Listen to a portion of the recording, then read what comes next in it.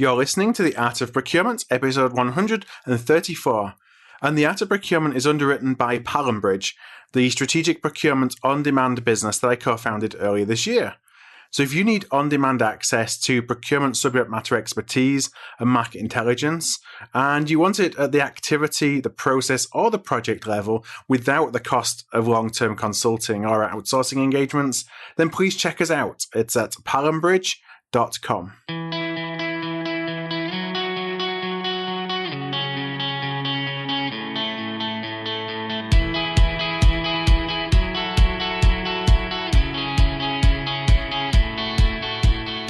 Welcome to the Art of Procurement podcast with your host, Philip Eidson.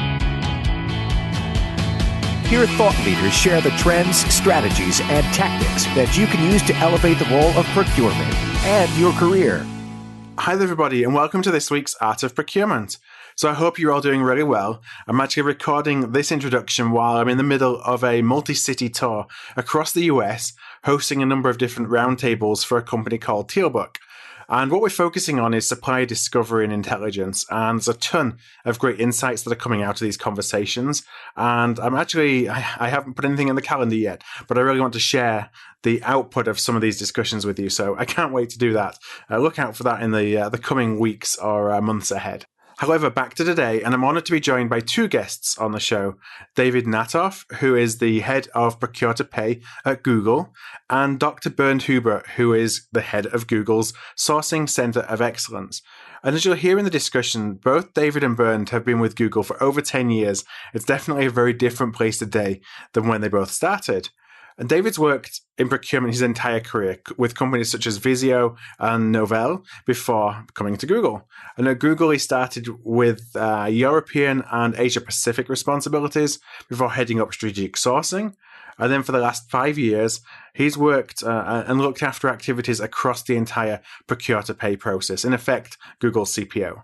And Bernd comes from a supply chain management background. He achieved his PhD in that field from Dublin Institute of Technology. Then Bernd spent 3 years as a senior supply chain analyst with the National Institute for Transport and Logistics before joining Google in May 2007 into their procurement organization. And today is a follow-up to one of my most popular episodes on the Art of Procurement, all the way back in episode 14 with David and Bernd's colleague Tim Jones, who is the Director of Strategic Sourcing. So to listen into that episode, just check out episode 14, but I'll also include it in the show notes. And we focus our conversation on how Google Procurement continues to evolve as they continue their journey to become a trusted business partner in what is an increasingly complex and fast-paced organization, while also ensuring that they continue to be good guardians, good corporate guardians. And balancing those two objectives, they're often in conflict with each other. And that's really Google Procurement's greatest challenge. And what they're doing is they're setting out to solve that through their journey to move what they call their sphere of influence. And that's really what today's show is all about. So I hope you enjoy the discussion. I had a great time talking to David and Bernd. So let's go ahead and roll the tape.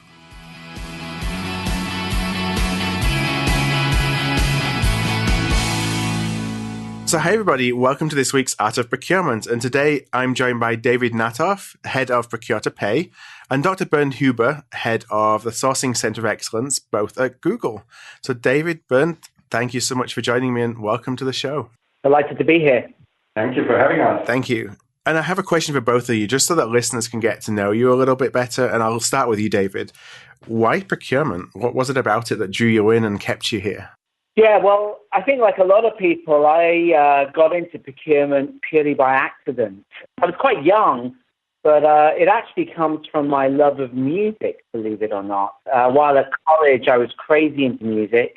I ran the college radio show, spent way too much money on vinyl than I probably should have. And then when I finished my education, a bit of a loss at what I wanted to do. Friends suggested I go talk to Tower Records, who were just setting up shop in London at the time. I went down to their headquarters in Kensington, speculatively asked whether they had any open positions, and they said, let me get the manager, but in the meantime, fill out this application form. I was halfway through filling it out when I got a big slap on the back and hello, David. Turned around and I actually knew who the manager was. I used to buy all my vinyl at college. Anyway, he ripped the application form and said, don't worry about that. I'm going to train you how to be a buyer. And that's how I got into procurement. I ended up being a buyer for Tower Records. Now, obviously, buying vinyl and CDs and putting a record store up is quite different from a $100 million outsourcing deal, but it was a good start. From there, I went into government. I ended up working for the Central Procurement Unit, which was predominantly procuring for the employment service. And they were good enough to send me off for SIPS training. I did my SIPS qualifications, and on qualifying, I left the employment service and entered into working for technology companies and got my first managerial position. Never really looked back. Yeah, for some reason, it's one of those things that I think when you get into the profession, it kind of, you don't necessarily think about going into it, but once you get it, you enjoy it so much you stay. I know that's definitely what happened to me. Bernd, how about you? How did you get into procurement? Yeah, I suppose similar story. I've always been fascinated by procurement from a very young age. What actually happened to me was that at the age of 15 in school, my friends and I wanted to be kind of cool, right, and printed some business cards. And on my business card, I picked as job title Manager Global Sourcing, which I, by accident, came across in a newspaper at the time. And all my friends were asking, what is global sourcing, as that was not something very known at the time. And I've been sticking to the profession ever since, and also did my PhD in supply chain. What I always liked about procurement is that it is a connecting point, both within the organization where you deal with a lot of diverse stakeholders, but also externally. I always found it very inspiring to understand the global complexities of supply, but also to find and work with the right suppliers and get good value for money.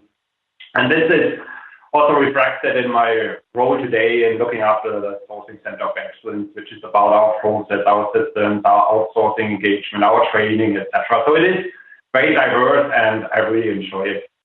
Well, I think that both of you have been with Google for quite some time. I was looking back at your histories. David, I think it was 11 years, and Bernd, maybe you're kind of a couple of weeks shy of your 10-year anniversary. And Google has obviously changed massively over those 10 years. I was looking back at the revenue, and I think it was like 6 billion in 2006 and 90 billion, give or take a billion here or there last year. How has that growth impacted, I think, both the role of procurement itself and, what the company looks to from procurement as ways that you can create value for them? Yeah, I mean, it definitely has changed. When I started 11 years ago, quite like you said, Google's revenue was significantly smaller. We hadn't acquired YouTube, Gmail. You could only actually get Gmail if you knew someone at Google. It was by invitation only. There was no Chrome, no Android, certainly no self-driving cars driving around the Bay Area. So in 11 years, revenues multiplied, I think, 8 times, and employees by about 10 times. It's actually quite remarkable growth. And I think, as you know, last year our founders created Alphabet, which Google has become part of, which is really around providing the support that these other bets require. For me, I think there's really kind of 2 things to point out how that growth has impacted the role of procurement. I think the first thing to keep in the back of your mind is Google does operate in a very highly non-mandated environment. We move very, very fast. And we know the only way that we can add really value is by getting engaged, at the very beginning of the project. And I think, the other challenge for us really is around, prioritization. Certainly as we've seen Google grow and grow and grow, prioritization has become significantly more challenging for us. There's more work than we'll ever be able to do. And that's kind of fueled by that, rapid growth. And so I think, certainly the biggest challenge we face at the moment is, are we even working on the right things? And actually, this is something we've been talking about quite a bit this year. We talk about this sphere of influence, which I think we're going to get into a little bit further on in the conversation. But it's really about how we prioritize, how we support our stakeholder groups, but also how we think about supporting our company. And we really introduced this as being a trusted business advisor, but realizing we also have a guardianship responsibility. And if you're not acting as guardian for the company, you're not really being a trusted business advisor either. So definitely that prioritization, I think, is probably one of the biggest challenges for us at the moment. So what are some of the things that you're able to do to prioritize? And on the flip side, I guess you're disappointing a lot of people as well internally by having to prioritize. And there's a lot of people who maybe want your services as a procurement organization that you can't help them. How are you managing that? Because I think that the way you handle and manage that is so important in bringing them back the next time they have something of, perhaps greater materiality that you want to help them with. Yeah, certainly. Well, hopefully this is no surprise. It's through a very data-led process. One thing that we love here at Google is data, and it's something that we do have an awful lot of, and we invest significantly in terms of like business intelligence. We really focus, I think, at the top of the spend pyramid, and I know this is something that Bernd can go more into, but from our point of view, our spend is fairly highly concentrated. There aren't there's a lot of vendors on our supply base, but if you look at the, say, top 500 vendors, it actually represents a very, very large percentage of the spend. And so certainly in terms of like our strategic sourcing organization, that's really where we want to focus their efforts. And then if we look at the bottom of the spend pyramid, where you tend to have huge volumes of low-value transactions, my point of view is really around how do you operationalize that? How do you actually enable those purchases to go through as quickly and as efficiently as possible so that your kind of unit cost is as low as possible? So, in these cases, just enable a Googler to do their buy as easy and as effectively as possible. But it's really focusing our sourcing efforts, our multi-step sourcing process, our e-auctioning at that top of the spend pyramid, where I would say you find more than 90% of the $15 billion of addressable spend. I have a couple of follow-ups just on that. One is on data you talked about, and obviously Google is a very data-driven company, and it sounds like that's something that's really important to you as, from an operational perspective. But what kind of data are you using? And maybe I'll step back a little bit and say, we all use, or most of our organizations are familiar with data around spend analytics and such, but I'm sure you're using other kind of data sources that other organizations maybe haven't got there yet in terms of their thinking, or they don't have the capability to access this kind of information yet. I'm interested if you could share a couple of things that perhaps you're using that other procurement organizations may not be and that they could learn from. Yeah, so I'm actually going to Bernd on this one.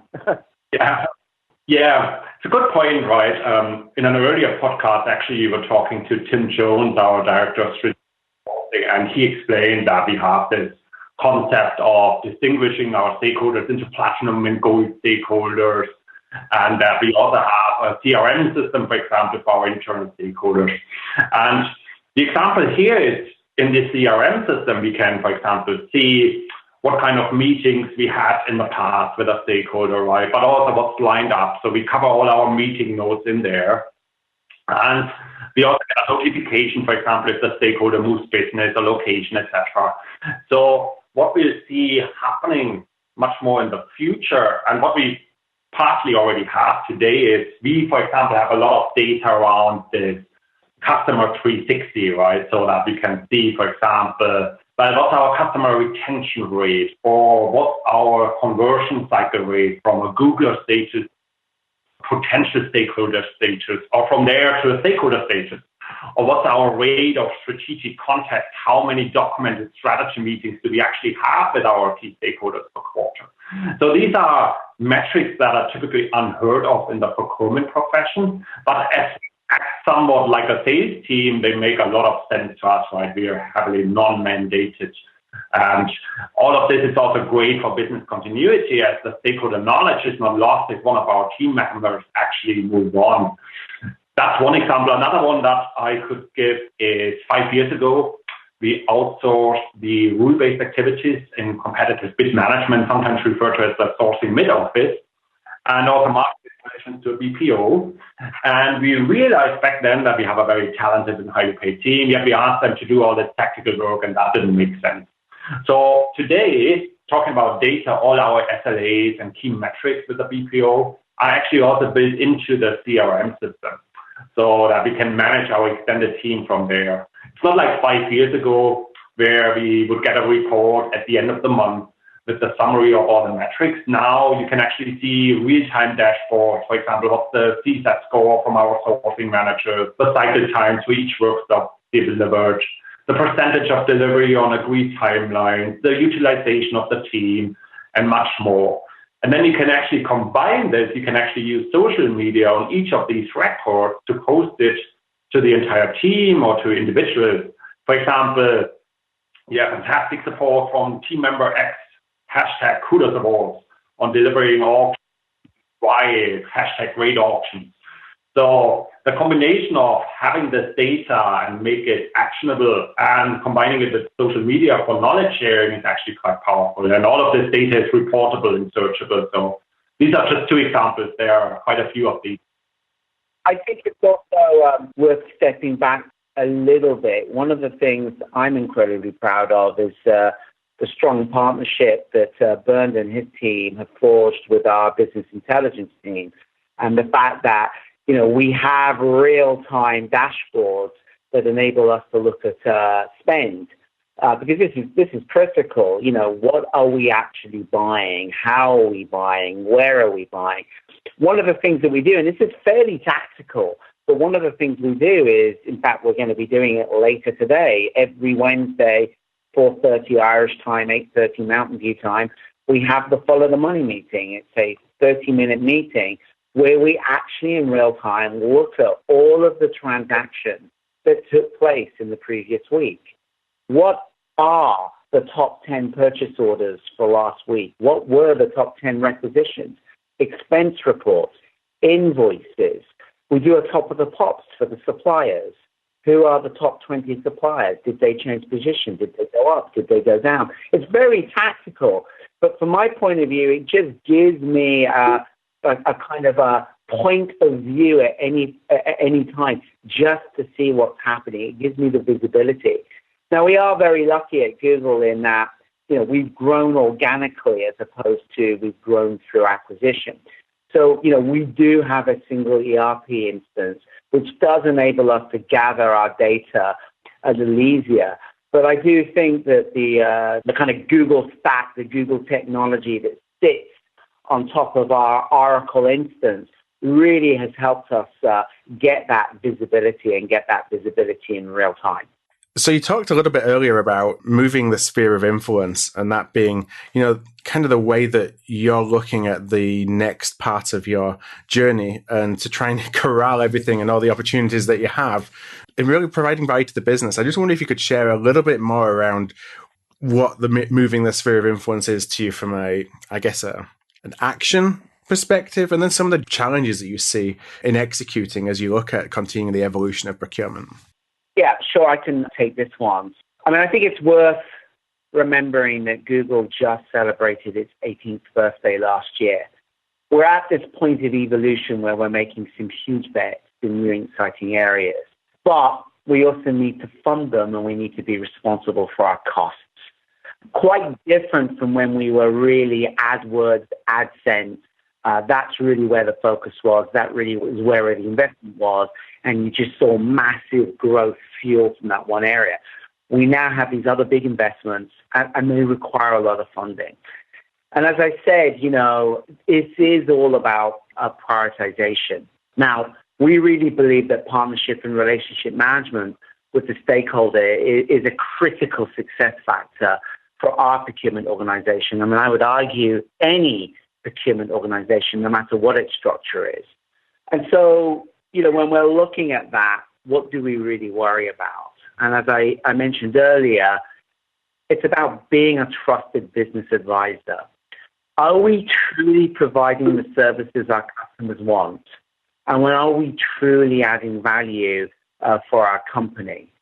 See, the problem I have here is when you're really thinking about partnership, it can be a fine line between being a partner or being a facilitator. And I think one of the analogies that we give here is, when I think about a doctor and the relationship that a doctor has with his patient or her patient. A patient may be struggling with an issue, and the doctor obviously wants to address the short-term needs. But, long-term, the doctor is responsible for that patient's health and actually may prescribe some short-term remedies that could be quite uncomfortable or challenging for the patient to deal with. And the patient then pushes back, what does the doctor do? And that I think is a challenge for the procurement professional. Do we cave in and just do what our stakeholder wants? Or are we really looking at the kind of long-term health? Are we looking at that kind of long-term value piece? And that's what we kind of mean about being this guardian. And that's what we talk about when we're moving the sphere of influence. I think when we started in the early days, it was just partner with the stakeholder and try and get the project as early in the inception as possible. Quite often, we would just be doing sourcing projects. It was almost like an RFP shop. We absolutely added value. Don't get me wrong, tens of millions, hundreds of millions of dollars of value added. But are we really working on the right things? Should we actually even be doing a competitive bid here? Are there other activities that we should be doing? Woohoo, we've just done another competitive bid for a call center. But what about all those other call centers that we've already contracted? Are we looking across the entire spend category holistically, or are we just in a silo focused on that one stakeholder's needs? I think that's really the kind of biggest challenge that we have, and that's what we mean about moving the sphere of influence. It really is an internal concept that we have. It's really trying to get our sourcing professionals to, yes, continue focus on that stakeholder relationship management, but you really need to look holistically across the company to start being a guardian. Right. And how is that received by your stakeholders? So it's a fine line, and I think it's something it's obviously very situational. Which kind of side of the line you fall, short-term, long-term, if they conflict with each other, if the goals or the strategies or tactics conflict with each other? How are you socializing that with your stakeholders at Google, and how are they responding? Yeah, I think that's a very good question, and I think the answer is probably mixed. I think there are some stakeholders who are actually benefiting by this because, I think a great example would be construction. Believe it or not, construction is one of the biggest spends at Google. It's actually billions of dollars. But there are actually multiple stakeholders in Google that do construction, which I think is quite different from most companies. They may have a real estate group or a facilities group, and they're responsible for construction. Within our organization, we actually have multiple groups. And actually bringing these platinum stakeholders together and actually looking at strategies that cross all of their areas ultimately adds benefits, particularly if they're utilizing some of the same providers. So I think in that area, it's working quite well. I think in other areas, it's a little bit more challenging. I think if you think about management consulting, if you think about the big four, I think like most organizations, there are many, many, many stakeholders within a company that are utilizing those providers. It isn't just finance, not by a long shot. And trying to holistically look at that and manage that is significantly more challenging because each stakeholder just cares about their little piece. But it is interesting, going back to that data piece, when you start socializing the data and actually start saying and showing that there are other stakeholders within the company that are utilizing very similar services, paying, very different rates, it starts to become an interesting discussion. But I think that what we have to do is break those silos down and try and bring those stakeholder groups together. It's definitely challenging, particularly when you're moving in an environment that grows at 20% every year. It's an incredibly fast-moving environment, and you have to remember, in many cases, all the stakeholder cares about is actually having that source of supply. Every minute they don't have the source of supply, potentially, how much value are we losing? And so it is about also moving fast, getting out of the way, being flexible. So I think, this is the very delicate balancing act our talented sourcing team has to deal with.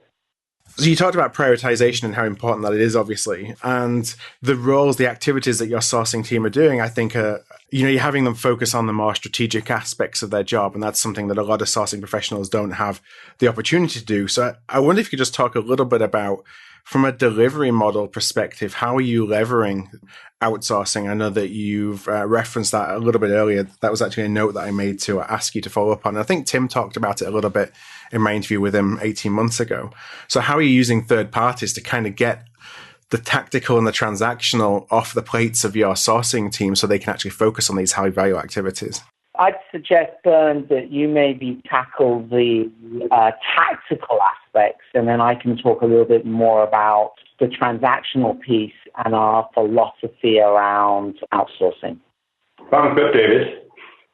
So specifically for the strategic sourcing team, it was really this realization, does it make sense for us in Google, right, to send out, for example, NDA to our suppliers or do follow-ups, etc. So all of the tactical activities where we have a very talented team, would it make sense for us to do this as we did many years ago, right? So that's when we decided, let's outsource that, these kind of rule-based activities in the sourcing process, but also the market intelligence.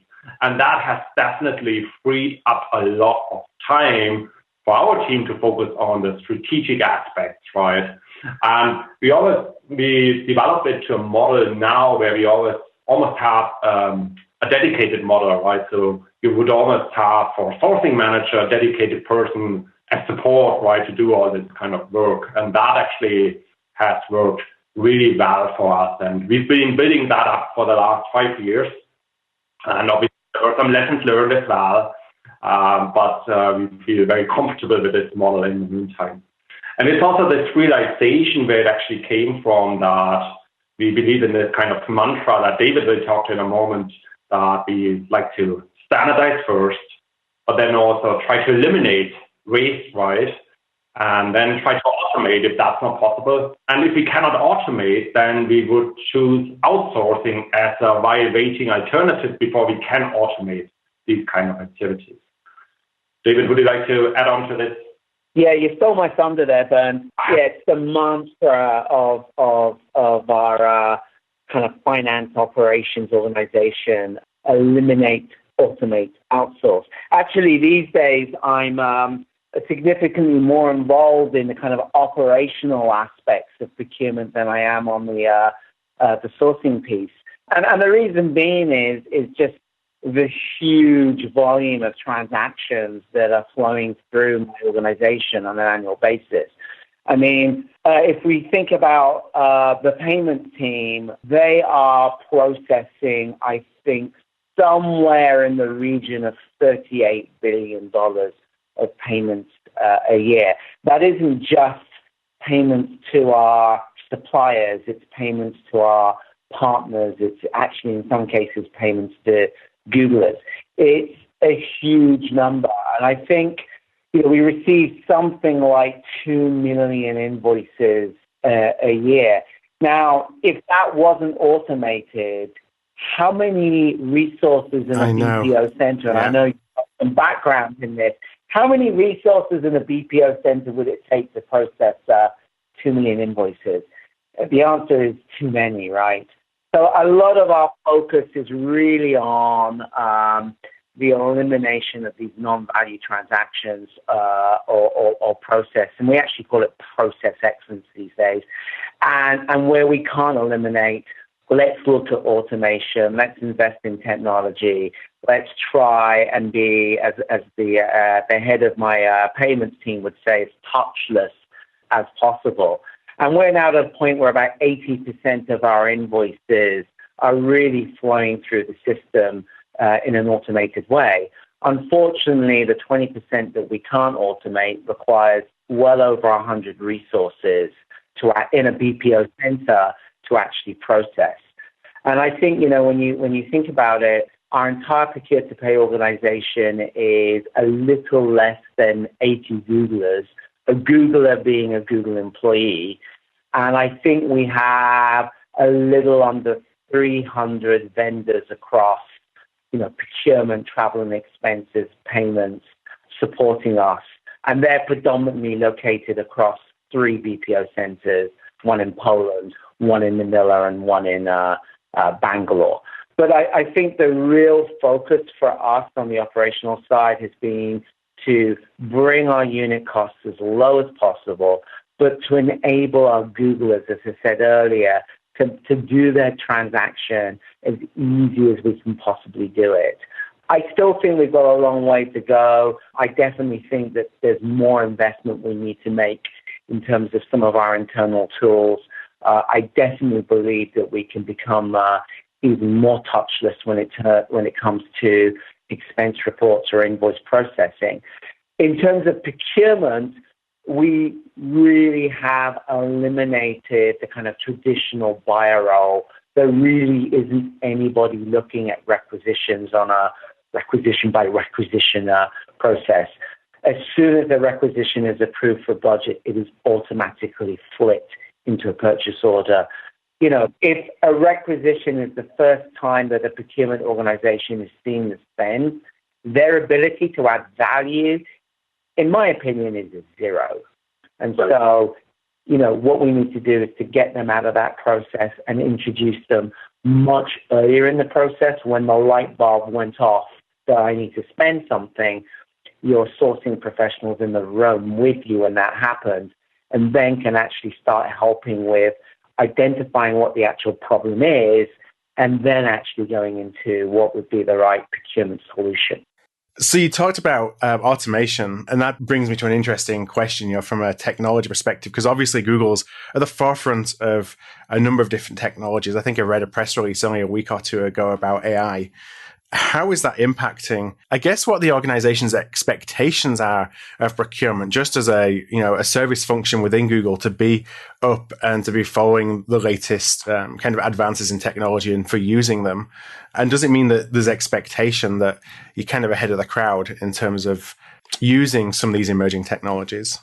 This is actually quite an interesting debate. In fact, Bernd and myself and another one of our colleagues was at a conference in Florida just a couple of weeks ago. This is the Sourcing Interest Groups conference, and there was a strong focus on RPA there. And we came back to base and we started talking about it. And what is this robotic process automation anyway? And are we already, using it? Are we already using, AI in our processes already? And I think there's a lot of debate about this.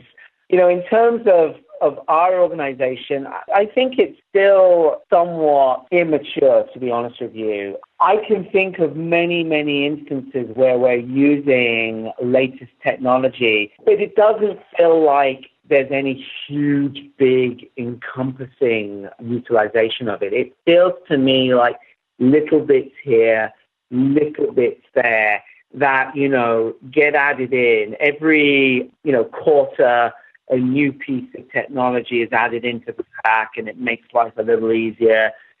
We automate a little bit more, the percentage goes up, and again and again and again. Classic examples of this would be, a end user, a stakeholder is creating a requisition using our internal tool. We call it Pivot, PO, Invoice Visibility Tool. And they're creating their requisition and they have to put a GL code into the requisition. Most people in our company wouldn't have a clue what a GL code is, nor if they know. And so what can we do to make it easier for them when we know who they are? We have their history in terms of what they've bought before. Can't we use a little bit of business intelligence to actually give them maybe 3 choices based on what we think the most highest profitable choice would be? And if it's one of those, fantastic. And if it's not, they can get the drop down of goodness knows how many GL codes there are in this world. And we think we are accurate a little bit over 80% of the time, and that works quite well. So that's a good example of just making life a little easier.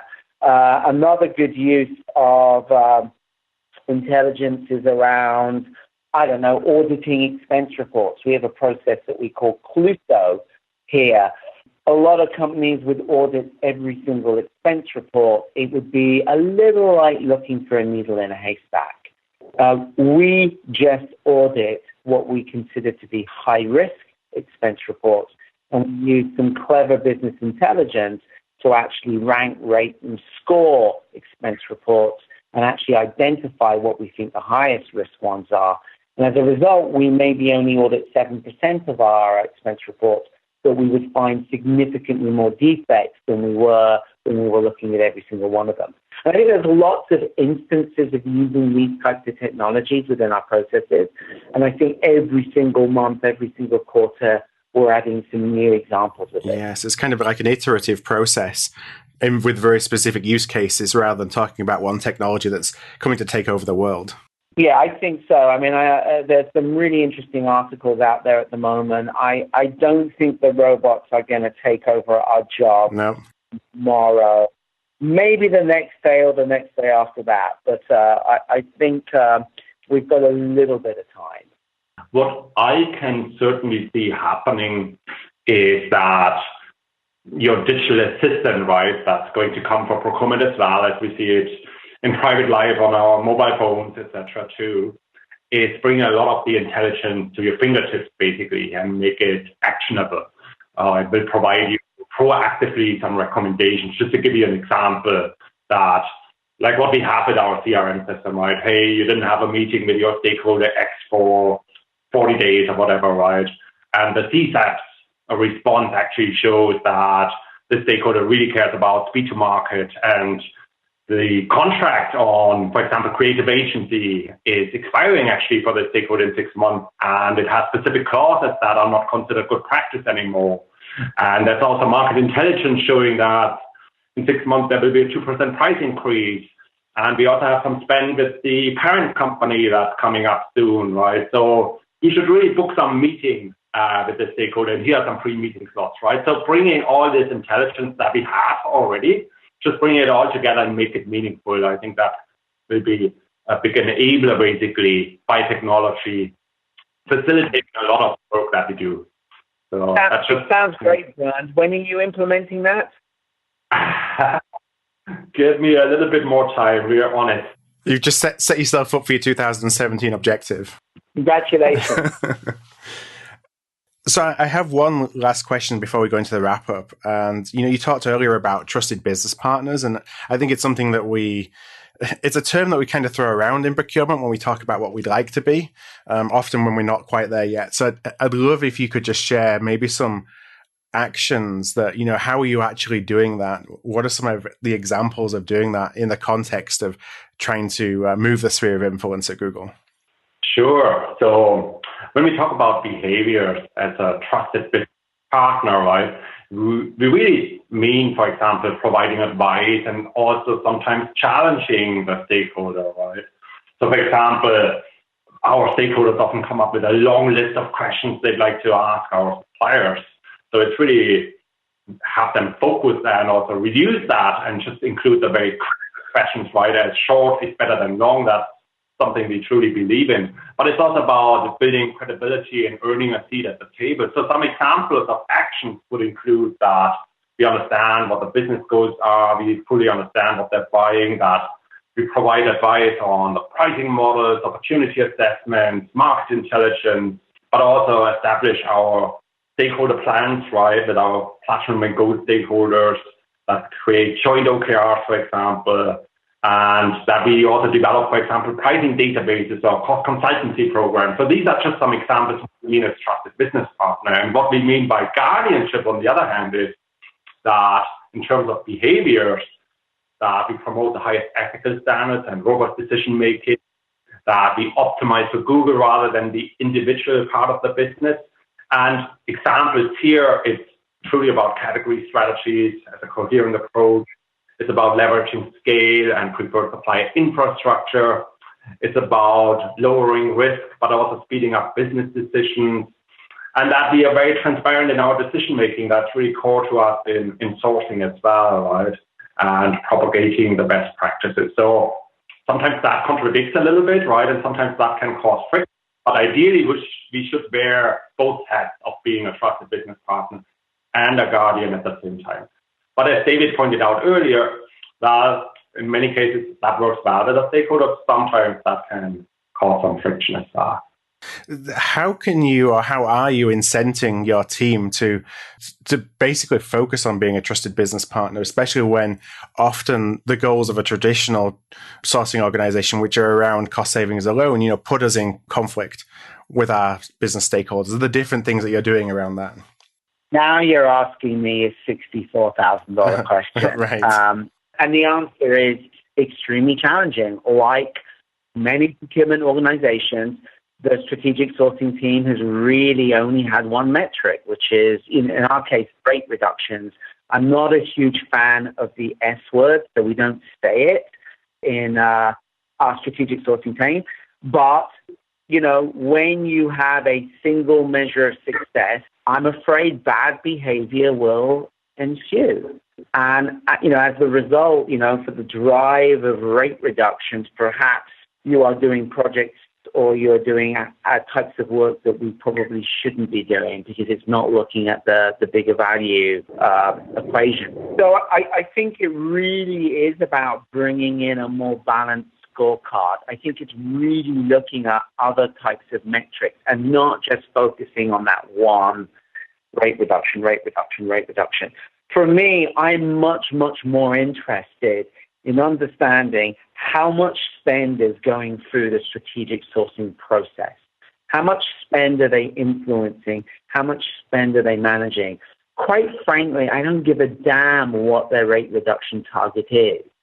I believe in the process. I believe they're adding value. How much cash are they actually touching? That, for me, is a far more interesting measure and metric because it means it might not be a competitive bid that they're doing. It might be another type of strategic sourcing activity that they're doing, but it's absolutely adding value. It might be managing a marketing roster. It might be looking at supplier management. It might be looking at category strategies. They're all absolutely valid activities, and they're activities that require investment and significant work. Now, yes, there's absolutely where we're doing competitive bid after competitive bid after competitive bid, and construction's a great example where you're building a ground-up building. There's huge opportunity to go out to market and ensure you're getting market price. But for me, it's, are we getting market price? Did you do a reverse auction? Yes. What was your savings? I mean, how can you even really get a savings? It really is a little bit of a number, if you know what I'm saying. Did you get market price? You did. Woohoo. Fantastic. Move on. Next project. This isn't easy, and it definitely is a little bit of a roller coaster ride.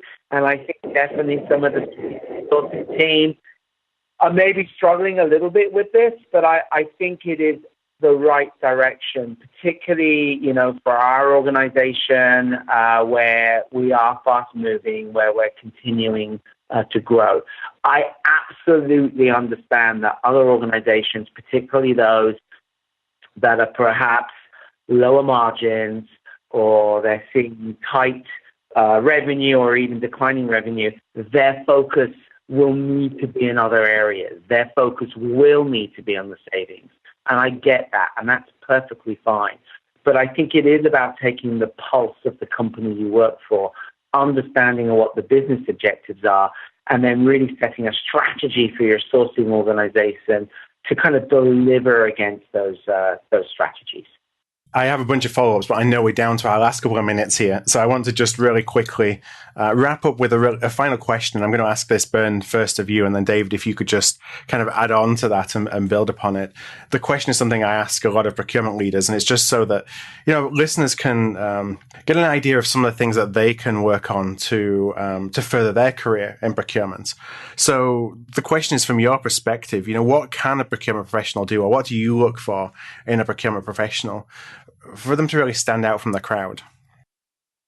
Yeah, to me, actually, we talked about that technology will be critical, right? There's a lot of data to come, how you can get some knowledge out of this, basically. So to stand out from the crowd, actually what we observe is that more and more experts are hired into the procurement professions that have deep data skills, right?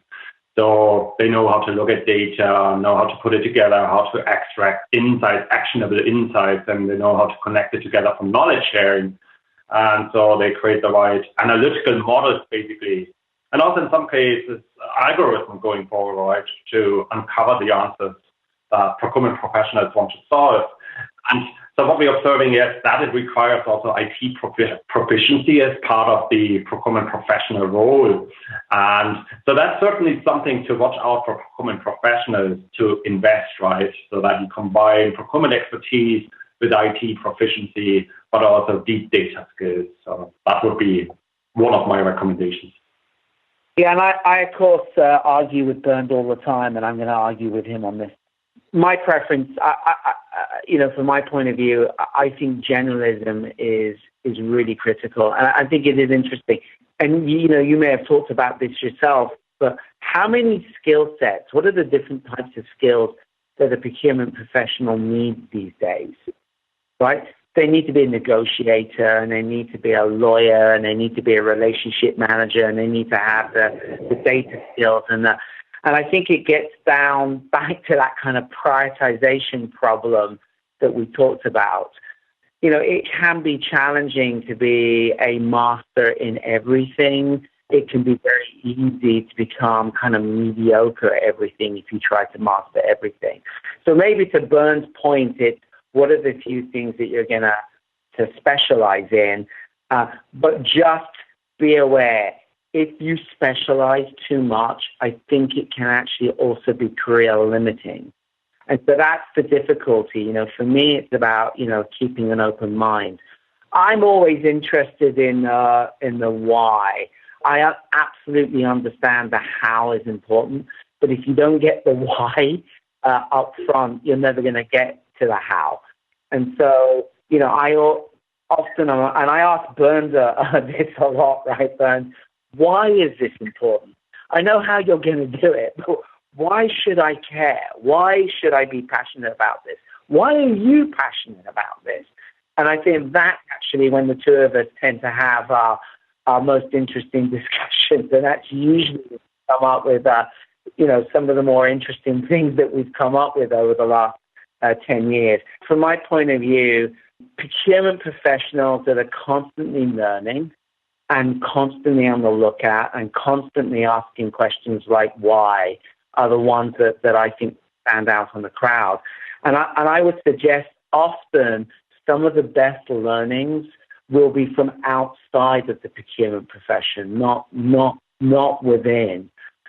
Certainly, if I think about some of the books that I read or some of the seminars I go to, more often than not these days, they tend to be more around kind of general management or even philosophy or HR or other types of areas. Rarely are they procurement. And I think that's important as well. Don't just focus on the one area. Try to build that kind of management acumen. It's ironic given the fact that I do a podcast on procurement, but I really agree with you, and I guess that's one of the things that I've tried and will continue to try and do with what I'm doing is really bringing that outside. One is an outside perspective, but also what are other parts of the organization doing that we can learn from, because I think too often we've operated in a silo and believed that if we haven't invented it, it's not good enough. But there's so many great things that our peers within our own companies are doing. Talk to your salespeople, talk to your marketing people about how to position yourself. And we can actually apply those to create a better experience for our stakeholders. Absolutely. I couldn't agree more. It's interesting, I've talked a lot about prioritization today, and, that kind of prioritization aha moment came about 3-4 years ago. I came across a Harvard professor, Frances Frey. She wrote a book called Uncommon Service, and it was a great book because she was basically talking about you need to be bad to be good. And what she actually was talking about was this prioritization. Everybody tries to do everything and therefore actually tends to be pretty mediocre at it all. What few things are you going to do? But, it was completely from a non-procurement perspective that we came across her. If we just focused on going to procurement conferences, I don't think we would ever got to meet her and talk to her. And a lot of Bernd's focus. Bernd has created a whole thing around attribute mapping. This is something I think he did about 4 or 5 years ago, right, Bernd? But a lot of this came from her thinking. He's applied it to the procurement world, but it came from outside of the procurement world. Well, I know that if I don't let you go, I'm going to be getting in trouble from the folks who you have your next meetings with. So I just have one really quick question to wrap things up. And that's if listeners are interested in reaching out and learning a little bit more, where can they find you? Well, we're both on LinkedIn. We tend to post fairly regularly. We're very open for individuals to connect with us there, and happy to have conversations in social media there, so that's cool. We are also pretty active on the kind of conference circuit. We're very, very heavily involved in ISM, and I know that you were speaking to Laura from that organization not long ago. Bernd and I are really pleased to be partnering with our good friend and colleague Alex Avradez from Apple, and we're doing the Inside Track. And this isn't going to, there's a few sessions on procurement, but many of the sessions we're doing are not procurement sessions, including the session that Bernd and I are going to run, which is around diversity of teams. We're going to play a little bit of a game. So people can definitely find us at ISM in Orlando. I think it's May 15th, something like that. And then I think we're also going to be going to the SAP Ariba Live conference in Prague. We've been invited to speak there as well, actually about sphere of influence. So again, please, if you see us out in public, please come up to us, talk to us. We're always open to network and chat. Great. And knowing the city of Prague, anyone should jump at the opportunity to go there, and it'll be a bonus that they get to hang out with the both of you as well. Beautiful city. I've never been. So I'm really looking forward. I used to have a team based in the Czech Republic towards the Polish border. So I'd spend a lot of time in Prague and driving backwards and forwards between the two. So you'll enjoy it. I'm sure you'll have a good time. Right. Thank you so much, and thank you for having us on the show. Bernd and I are both huge fans. We think you're doing some great work. Well, thank you so much. Yeah, just wanted to say a big thanks as well for having us on the. No, you're welcome. And what I'm going to do is I'll link up to your LinkedIn profiles, also the details for ISM and SAP Ariba conferences at the show notes today. And those are going to be at artofprocurement.com/Google 2017. That's artofprocurement.com/Google 2017. So thank you very much once again for your time. Thank you. Take care. Cheers. Cheers. Thanks. Bye. Thank you for listening to another episode of The Art of Procurement. To find an archive of all past episodes, you can go to artofprocurement.com/episodes. And to ensure you never miss another show, go to artofprocurement.com/subscribe.